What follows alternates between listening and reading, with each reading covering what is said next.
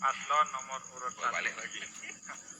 Paslon nomor urut 2 akan bertanya kepada paslon nomor urut 1. Paslon nomor urut 2 akan bertanya, waktunya 60 detik, kemudian nanti paslon nomor urut 1 akan menjawab 120 detik, paslon nomor urut 2 akan merespon kembali 120 detik, dan paslon nomor urut 1 akan menanggapi kembali 120 detik. Kami persilakan kepada paslon nomor urut 2 untuk bertanya kepada paslon nomor urut 1. Waktu Anda 60 detik dimulai dari Anda bicara. Silakan. Terima kasih. Kami ingin bertanya kepada paslon 1 kaitan dengan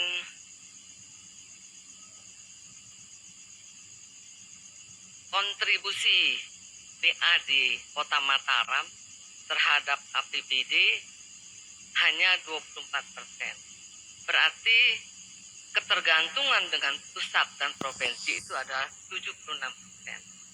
Di misi Pasangan Harum ada mengatakan ingin membangun kemandirian fiskal daerah. Kami ingin cara-cara apa, strategi apa yang akan dilakukan karena saat ini adalah sedang situasi COVID-19. Nah, tentu dengan cara ekstensifikasi sudah dilarang. Kami ingin mengetahui itu strateginya. Terima kasih.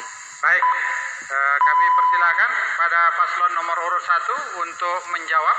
Waktu Anda 120 detik dimulai dari Anda bicara. Kami persilakan. Baik, terima kasih Bunda Seli yang saya hormati, saya banggakan.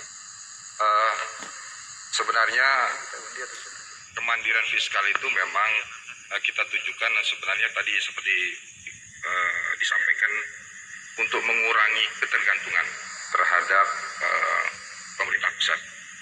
Karena selama ini memang APBD kita itu hampir lebih besar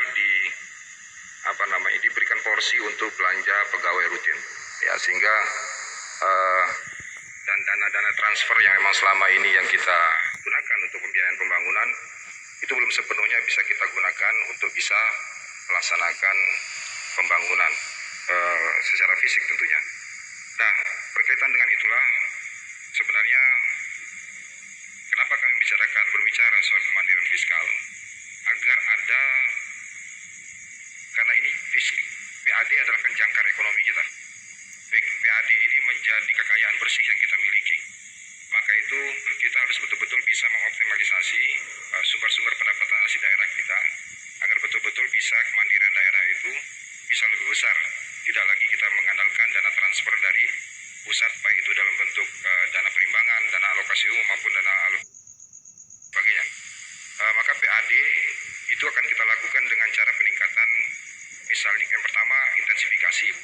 Intensifikasi adalah potensi-potensi yang sudah ada saat ini itu kita maksimalkan lagi, kita perkuat lagi dalam hal pelayanannya, dalam hal pengelolaannya, kemudian juga mungkin untuk mencegah terjadinya kebocoran-kebocoran, kita lakukan digitalisasi pelayanan dan sebagainya. Dan ini sudah dilakukan sebenarnya, sudah dirintis oleh yang saya sebut tadi di depan, oleh Dinas Perhubungan Kota Mataram yang disebut dengan KRIS, Quick Response Code Indonesian Standard. Itu sudah dilakukan saat ini. Waktu habis. Kemudian kami persilakan kepada paslon nomor urut 2 untuk memberikan respon. Waktu Anda 120 detik dimulai dari Anda bicara. Kami silakan. Terima kasih atas jawaban yang kami terima. Tapi kami ingin menekankan lagi lebih strict gitu kaitan dengan optimalisasi PAD. Karena ada bagi hasil juga dari provinsi Pak Haji Mohan, ada kaitan dengan kendaraan. Kalau kendaraan itu bisa mendapatkan 30% bagi hasilnya. Untuk bahan bakar mendapatkan 70% untuk kabupaten kota. Mungkin itu nanti bisa dimaksimalkan, dan kami ingin optimalisasi PAD itu betul-betul diperhatikan. Kaitan dengan data potensi objek pajak, kaitan dengan aset-aset daerah yang ada di Kota Mataram. Nah, itu mungkin yang belum saya lihat ada data tentang objek potensi. Itu yang perlu dikerjasamakan nanti dengan akademisi untuk meningkatkan PAD kita. Review tentang regulasi yang ada kaitan dengan kontrak seperti yang ada dimanfaatkan oleh Mataram Mall 1 itu perlu direview kembali karena kemandirian fiskal itu menentukan bahwa ajaknya suatu daerah, apalagi ini ibu kota provinsi NTB. Masalah KIS juga koordinasi, integrasi, simplifikasi, dan sinkronisasi yang sering kita sebut dengan sinergitas itu juga perlu ditingkatkan. Tidak usah gengsi minta ke provinsi, tidak usah gengsi minta ke pusat. Ini loh kami ingin membangun ini baik lebih bagus fisiknya dari pusat. Nanti PAD-nya untuk kesejahteraan masyarakat. Jadi berimbang, Pak. Baik Ibu. Oke. Terima kasih. Terima kasih. Baik, terima kasih dan kami persilahkan kepada paslon nomor urut 1 untuk menanggapi kembali. Ya, Waktu Anda 120 detik dimulai dari Anda bicara. Baik, terima kasih Ibu. Jadi dalam kondisi seperti saat ini, tahun 2020, APBD kita Kota Mataram itu 1,46 triliun. Tetapi sekarang turun menjadi 1,40 triliun. Artinya memang ada dampak yang luar biasa hebat dengan pandemi ini yang menggerus kemampuan kita untuk bisa melakukan pembangunan. Dan potensi PAD kita yang tadinya 427 miliar, sekarang mengalami penyusutan sampai 47 miliar, sehingga sekitar 303 miliar saat ini. Artinya bahwa memang dibutuhkan ekstensifikasi, ada kemandirian. Itulah sebabnya kenapa dalam bagian itu kami menjuluki kemandirian, di samping intensifikasi yang kami sampaikan. Kemudian yang kedua adalah ekstensifikasi. Ekstensifikasi adalah mencari ruang-ruang baru yang berpotensi untuk bisa kita jadikan sumber PAD. Misalnya UPT, RTH.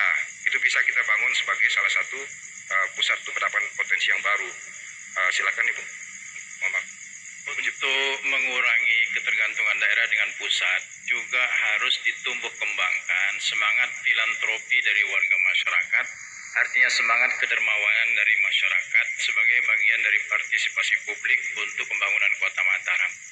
Kami di tempat kami di Skarbela Mataram 3 tahun yang lalu membentuk semacam Yayasan Peduli Umat Baitul Askhia. Ini beranggotakan orang-orang yang punya semangat filantropi atau donatur-donatur 100 orang.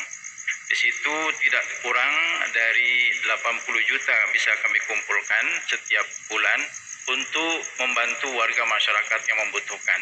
Nah, ini dana-dana yang non-APBD selain CSR ini memang kita perlukan karena penyalurannya itu tidak begitu membutuhkan waktu, ya.